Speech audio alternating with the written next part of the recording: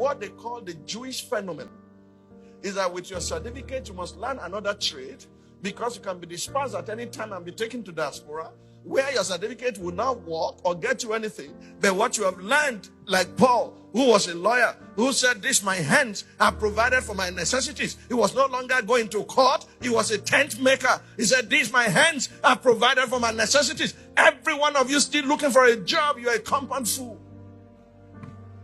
Who is going to make that job for you? We are growing at the rate of 6 million per year. Where are you going to get 6 million jobs? The future does not belong to job seekers. It belongs to job creators. It belongs to entrepreneurs. It belongs to the like of my mother, who did not go to school but made her direct clothes in such a way that he catapulted her into America to go teach in Bloomington, Indiana University, how Africans made their clothes before the Europeans came. Do you know Biola Segwe went to university? Now my daughters, my wife, they patronize her. Another are patronizing them. Do you know Sophistica? They went to school.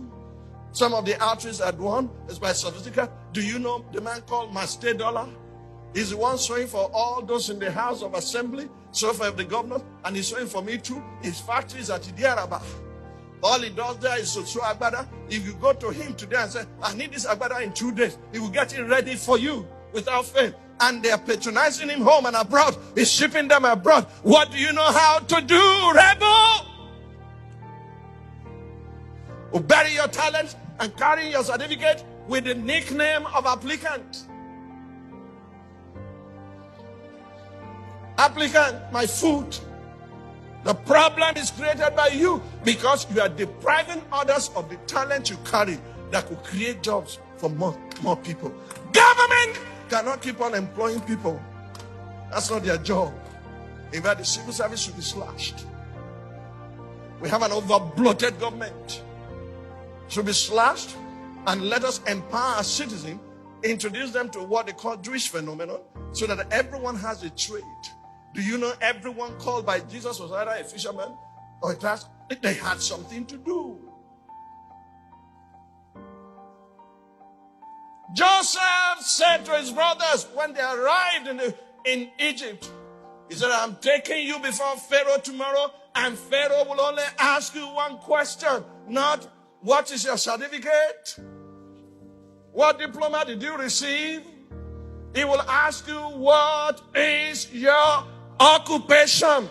Lazy man that comes to church, and when you are going home, you are asking for money for transportation. What can you do with your hands that you can provide for your family? Who do we need to turn this man around?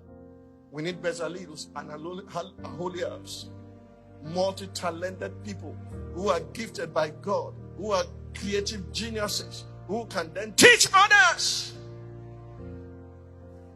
Do you know how many people employed by Master Dollar? Employed by Sophistica? Do you know how many people are into Nollywood today? Do you know how many have become masters of ceremony and they're earning a living? And you consider those jobs beneath you, but you're still an applicant. You can't feed your family. You have lost the faith. You are worse than an infidel. Your hand must provide for your necessity. And then you have a message for the area boys. You can teach them, say, "Look at me. See what God has done with my life. He can do same with yours." And they'll begin to listen to you because you are speaking their language.